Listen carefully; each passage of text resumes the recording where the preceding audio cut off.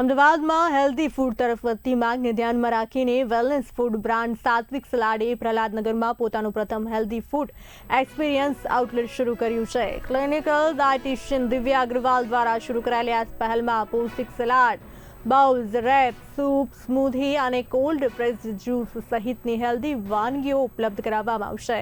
સાત્વિક salad દ્વારા પોષણ અને પરંપરાગત સાત્વિક રસોઈના સિદ્ધાંતોને જોડીને સ્વસ્થ ભોજનનો નવો અનુભવ આપવાનો પ્રયાસ કરવામાં આવ્યો છે.